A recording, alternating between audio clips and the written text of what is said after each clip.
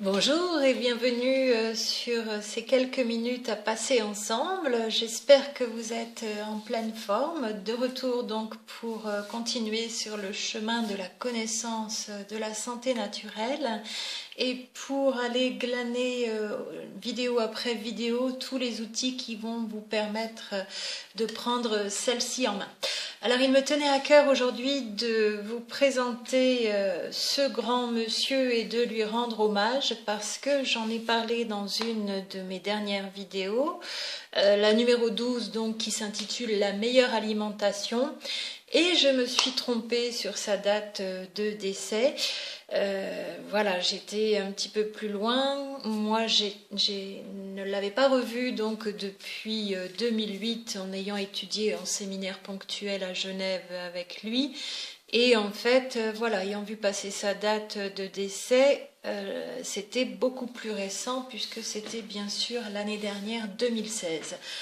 Je vous présente donc, pour lui rendre un grand hommage, Carl Ludwig Reichelt, donc médecin norvégien, docteur en neurochimie, chercheur et professeur au département de recherche pédiatrique à l'hôpital pour enfants d'Oslo en Norvège, donc, qui est né le 28 novembre 1933, très exactement, et qui est décédé le 29 octobre 2016, donc il y a un petit peu moins d'un an. Il aurait eu donc presque 80 ans en octobre, en novembre pardon, 2016, décédé en octobre 2016. Voilà, c'est un monsieur donc qui a travaillé pendant plus de 20 ans dans cet hôpital d'Oslo pour enfants sur l'autisme, les troubles du comportement, le TDAH, donc de la même façon. On pourra citer aussi le syndrome d'Asperger et les troubles métaboliques des enfants que ces enfants présentent, ces enfants atteints de ces troubles, ces pathologies et ces syndromes. La relation entre la nutrition et tous ces symptômes que présentent ces enfants dans ces maladies neurologiques. Plus de 20 ans de travail pour lui donc à l'hôpital d'Oslo, avec donc pour finir faire la preuve dès le départ, hein, lui dans ses travaux il y a plus de 20 ans, mais faire la preuve qu'il y avait bien un lien entre les aliments ingérés par ces enfants en pathologie neurologique et les manifestations de ces mêmes pathologies. Ces travaux ont fini par être reconnus il y a donc quelque temps, puisque c'était 2012, c'est l'Académie Nobel en mai 2012 à l'Institut Karolinska de Stockholm, donc lors d'un séminaire qui s'intitulait The Gut and the Brain, l'intestin et le cerveau. The Gut and the Brain Focus on Autism Spectrum Disorder, donc focus sur le désordre à spectre autistique, donc de manière très large, au-delà de l'autisme, hein, toutes les autres pathologies neurologiques qu'on peut y relier. C'est à ce moment-là donc que l'Académie Nobel en mai 2012 a enfin, on pourrait dire, près de 20 ans après, reconnu les travaux du docteur Reichelt, donc docteur en neurochimie, et qui a travaillé donc en pédiatrie à l'hôpital d'Oslo pendant de nombreuses années. Lui a été aussi décernée la médaille du roi en 2004, donc une médaille spécifique à la Norvège. Tout cela pour vous dire qu'il y a quand même des médecins, des chercheurs, des biologistes, des docteurs en sciences, en chimie, en biochimie, en biophysique, voilà. Donc des personnes qui ont étudié, qui ont eu quand même un chemin de recherche et d'envie de se mettre au service d'une autre médecine, la médecine qui est au service de l'humain, on pourrait dire, et que non, tous les médecins et tous les docteurs en sciences, ou voilà, toutes les personnes qui ont étudié à haut niveau, bac plus 6, bac plus 8, bac plus 11, bac plus 13, ne sont pas des nantis, surtout en médecine, des asservis au laboratoire et au lobby pharmaceutique, voilà, parce qu'il y a un petit peu une mode en ce moment, j'ai envie de faire une parenthèse là-dessus, qui est de mettre tout le monde dans le même panier. Ça, c'est un travers humain pour les personnes qui sont dans un raisonnement peut-être un peu basique. Et donc, il est de bonne loi de dire que, voilà, dès qu'on a étudié avec notre jargon, tous ces médecins, tous ces professeurs, ils essayent de nous faire croire plein de choses et de nous maintenir, nous, peuple, dans la méconnaissance, de nous prendre de haut, et eux, ils savent et nous, on ne sait pas. Non, tout les grands chercheurs, les grands médecins, hommes et femmes, docteurs aussi en sciences diverses et variées, n'ont pas cette attitude forcément, voilà, parce qu'ils ont étudié. Et non, ça n'est pas devenu une tare que d'étudier même à bac plus 6, bac plus 8, bac plus 11. Il est même dommage que le niveau de la population, pour ne parler que de la France, le niveau intellectuel de la population chez nos jeunes baisse de plus en plus. Regardez ce qui est enseigné aujourd'hui en lycée jusqu'en terminale. On est loin du programme de terminale d'il y a 15, 30 ans et encore plus 60 ans. Le niveau baisse de plus en plus. Il faut rattraper tout le monde pour que les résultats du bac soient toujours avec une réussite que l'on fixe d'avance et non pas qui est basée sur les résultats réels si les corrections étaient vraiment faites comme d'habitude, avec les mêmes critères. Voilà, petite parenthèse aussi. Donc il y a des personnes, des médecins, des pédiatres, des biochimistes, des biologistes, des pharmaciens. On pourra citer en ce moment avec la vaccination certains pharmaciens qui sont montés au créneau et déjà il y a pas mal de temps et qui s'exposent et qui ont une vraie voie de recherche pour aider l'être humain, et ici avec le docteur Reichelt pour aider les enfants. Voilà, parenthèse, parce qu'il y a cette facilité un petit peu de certains, peut-être en pensant qu'en prouvant que le chemin de l'autre n'est pas le bon, ils vont prouver que le leur l'est le bon.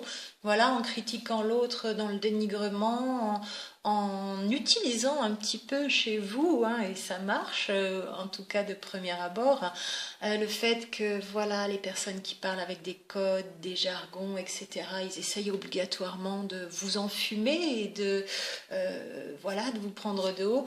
Certains utilisent ça en ce moment, et Internet, évidemment, c'est le déchaînement à tout va, pour encore créer des clans, des camps, et finalement la même division que d'autres font. En politique, on pourra voilà, faire l'analogie, donc c'est une sorte de démagogie, hein, cette attitude de dire regardez l'autre là qui a étudié, vous, petit peuple, ils essayent de vous mentir et de vous imposer. Non, dans le milieu médical, tout le monde n'est pas comme ça. Peut-être qu'une trop grande majorité encore sont dans la pensée unique et dans un système délétère. C'est pas faux, mais ne cachant pas non plus qu'il y a des grands médecins, femmes et hommes. Docteur Natasha Campbell McBride, je pense que voilà, je vais devoir vous faire une vidéo aussi puisque ça fait plusieurs fois que j'en parle. Des personnes merveilleuses et magnifiques et qui ont étudié à haut niveau tout en restant humaines et en ayant dédié leur vie voilà, à aider l'être humain ici, donc Dr Reichelt, les enfants. Alors pour préciser encore, donc il a travaillé sur la mise en lumière de la présence des peptides opioïdes dans les urines. Alors, qu'est-ce que les peptides opioïdes? Eh bien, ce sont tout simplement des dérivés de la caséine du lait, des laits animaux, hein, lait de vache, lait de brebis, lait de chèvre.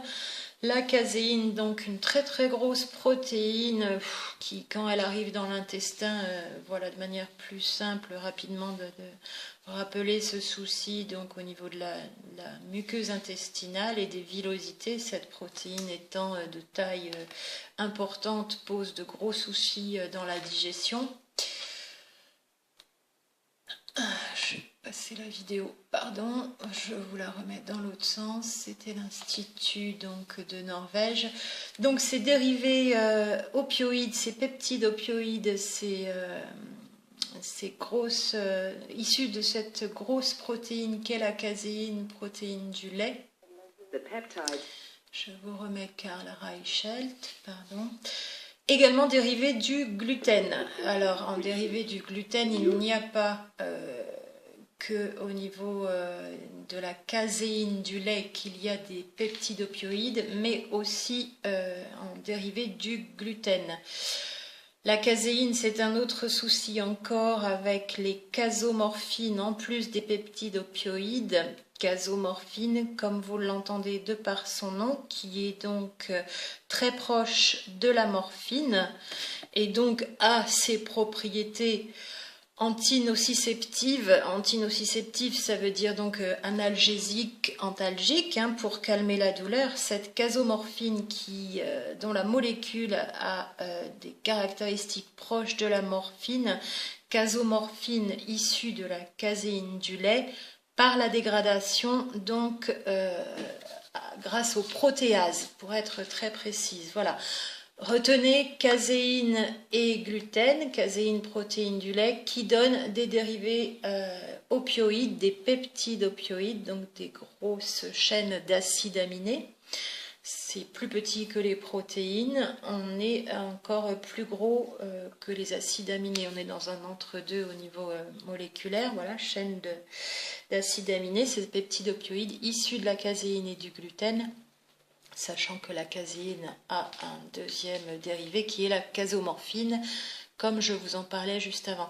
C'est donc Karl Reichelt qui est le pionnier dans la recherche de ces peptides opioïdes dans les urines de certains malades et qui l'a découvert donc dès 1981, vous voyez, ça date d'il y a 26 ans, énorme travail, et qu'il a découvert donc chez les malades de schizophrénie, et bien sûr chez les enfants hyperactifs, donc souffrant de TDAH, troubles et déficits de l'attention et hyperactivité, enfants autistes, enfants épileptiques, et on citera encore enfants atteints du syndrome d'Asperger, toutes ces maladies neurologiques donc qui touchent de plus en plus les enfants depuis 25, 30, 40 ans, de manière totalement anormale, maladie qui n'existait pas avant.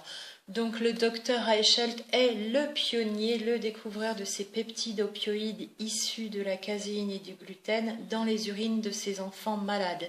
Il a donc cherché au niveau de la nutrition à soigner ces enfants de cette façon.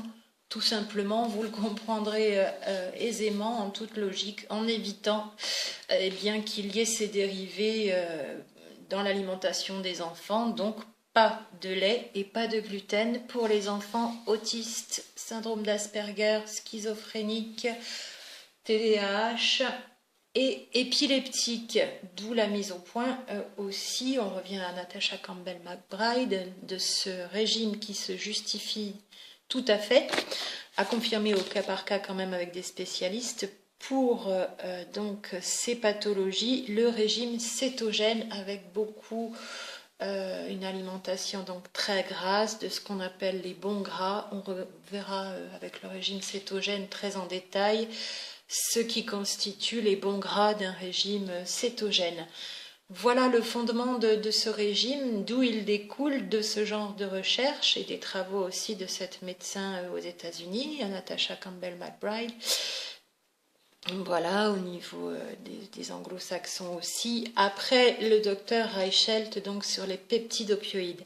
Des travaux donc d'une grande importance, une reconnaissance par l'Académie Nobel, pas que ça vienne voilà, valider ces travaux, même s'il n'avait pas été reconnu, c'était la même réussite auprès de milliers d'enfants en plus de 20 ans. Ce n'est pas 20, 30, 100 ou 500 enfants, ce sont des milliers.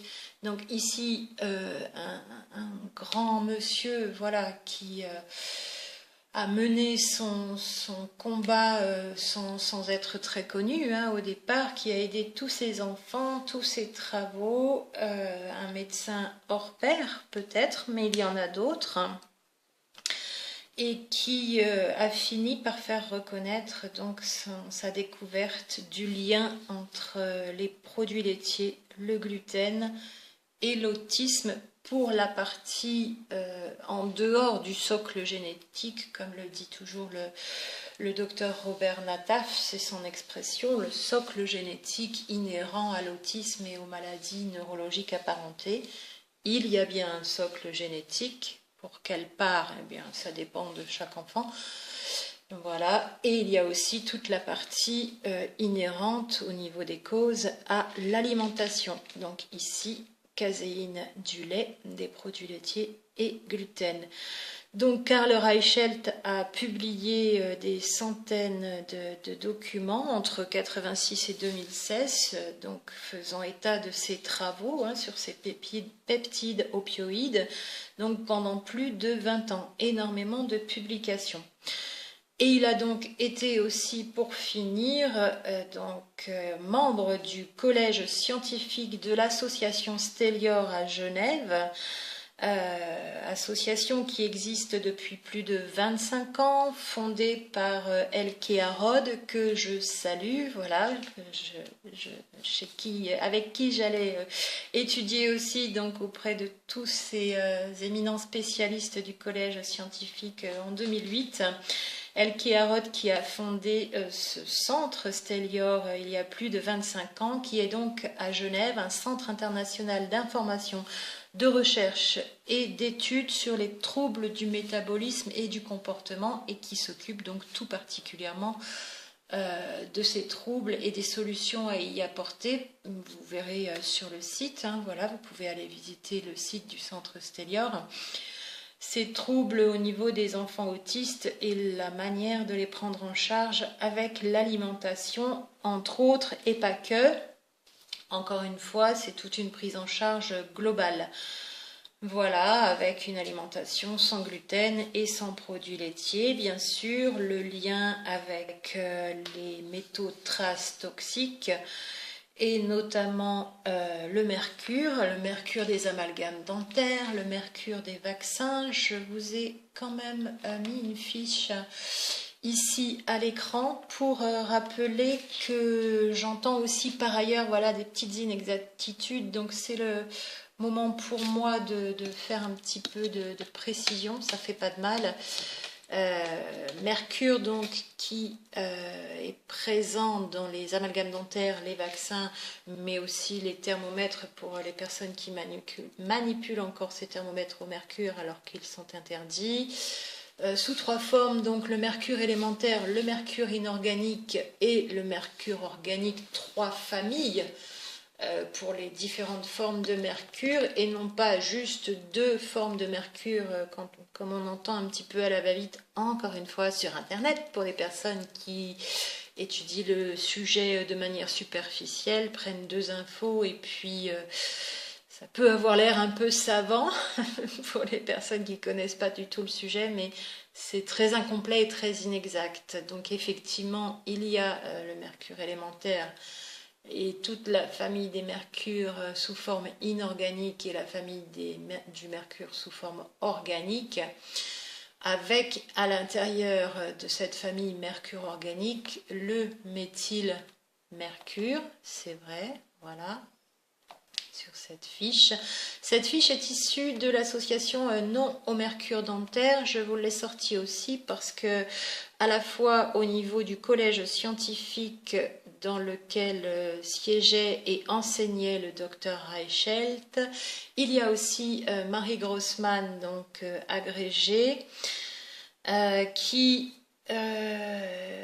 est impliquée dans l'association Non au mercure et qui fait partie de ce collège scientifique de l'association Stelior à Genève, et qui a édité donc cette fiche sur le mercure très complète sur les différentes formes de mercure qu'on peut trouver. Si vous prenez le document complet de 85 pages, vous saurez sous quelle forme se présente le mercure des amalgames dentaires, donc pour la réparation des dents, ce que vous avez en bouche si vous allez chez le dentiste et que vous avez des caries, la forme de mercure que l'on trouve dans les vaccins, sachant qu'il est normalement interdit en France, sauf pour les vaccins combinés, donc plusieurs valences, Et d'autres encore à préciser, à chaque fois il faut refaire la mise à jour hein, pour être sûr au niveau des labos si quelque chose a changé, que tel ou tel vaccin de tel ou tel labo contient telle ou telle forme d'hydroxyde d'aluminium donc ou de mercure pour des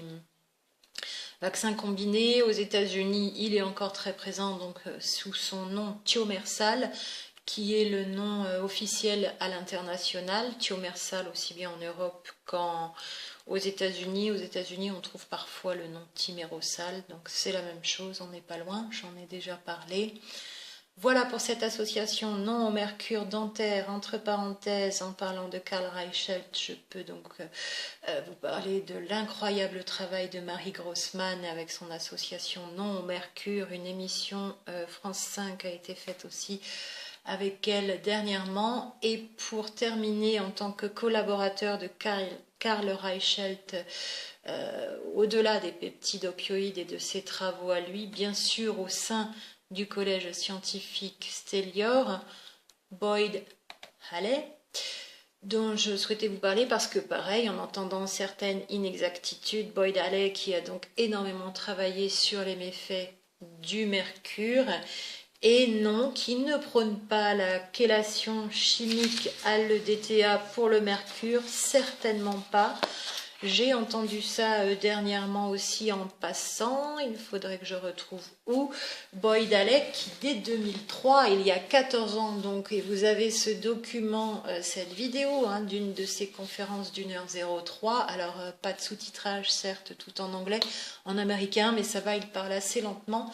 Il démontre ici, et vous avez le schéma hein, au niveau de la disparition des microtubulines dans le cerveau, que le DTA, justement, cette chélation chimique, ça marche pour le cadmium, le cuivre et le zinc. Vous le voyez inscrit en haut, hein, les nomenclatures du tableau des éléments. Mais pas pour le mercure, c'est l'inverse, ça l'aggrave. Donc Boyd Halley sait très bien depuis 14 ans au moins, en tout cas il en informait tout le monde en 2003 dans cette conférence qui a été filmée et cette vidéo est sur internet, que le DTA n'était certainement pas une mesure de chélation chimique pour le mercure. Il est le premier, et on lui met bien des bâtons dans les roues aux États-Unis, donc au niveau de la FDA, Food and Drug Administration toujours, à s'être mis en recherche d'un traitement naturel qui passerait la barrière hémato-encéphalique et qui irait donc jusqu'à l'intérieur des cellules du cerveau pour aller extirper ce mercure, puisque ce mercure dans les tissus graisseux dans le corps, on a déjà bien du mal à faire des chélations complètes. Et sans remettre le mercure en circulation quand on arrive à l'extraire des tissus graisseux, il faut bien qu'il aille descendre rapidement dans les selles. Et les chélations que certaines naturopathes préconisent ne sont pas suffisantes. Sur les intoxications lourdes au mercure, elles peuvent même être dangereuses. Pardon, j'en perds mon français.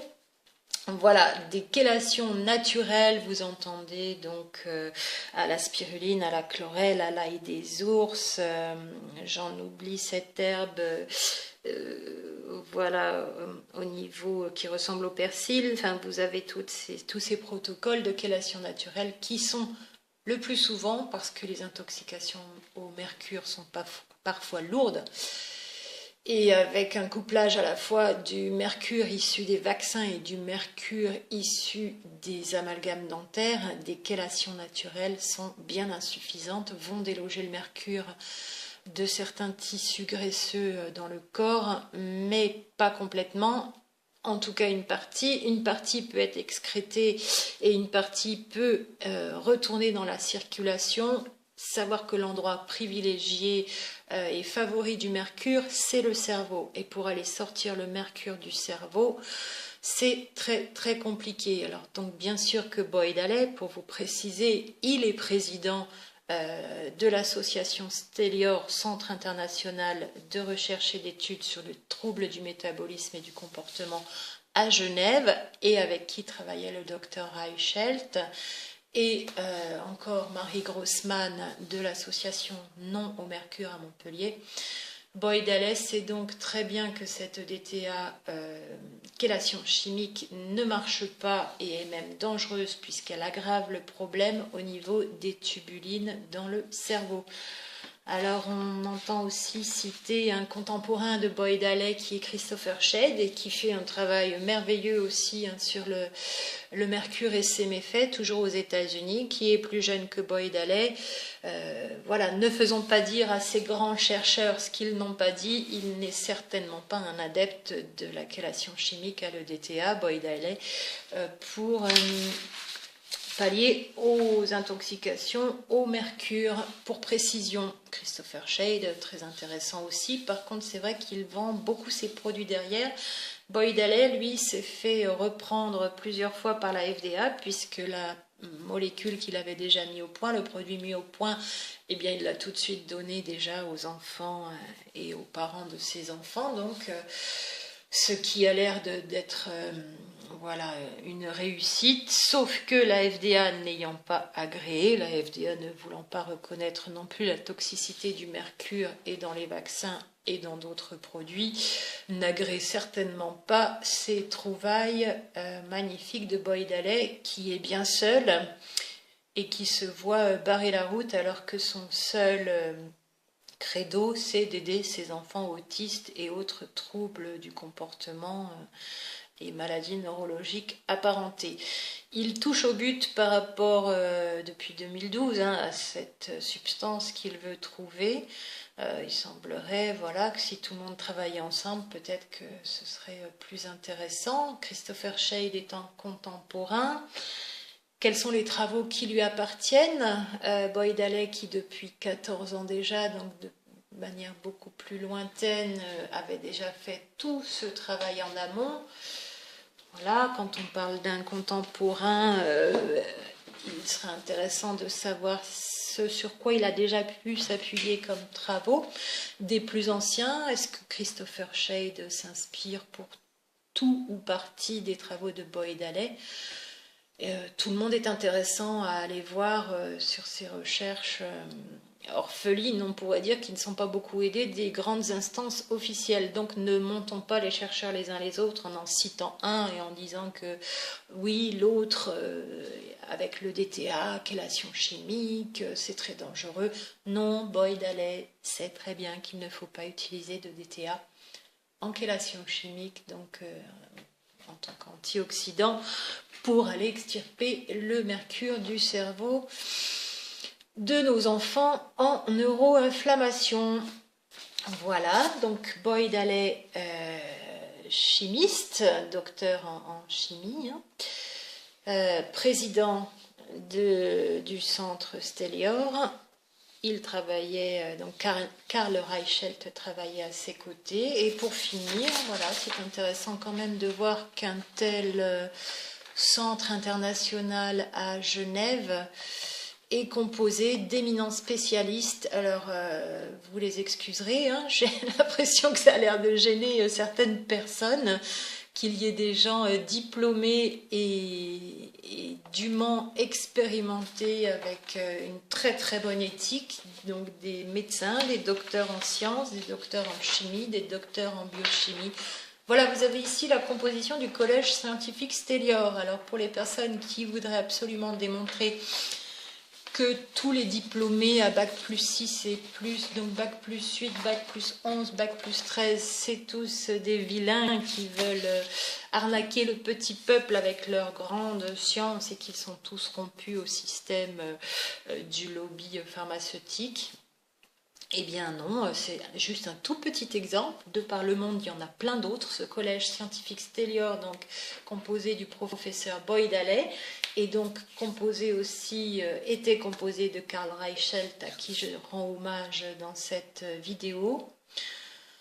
Voilà, alors évidemment aussi l'éminent professeur André Pico, le docteur Antonietta Gatti. En Italie, c'est donc un collège international.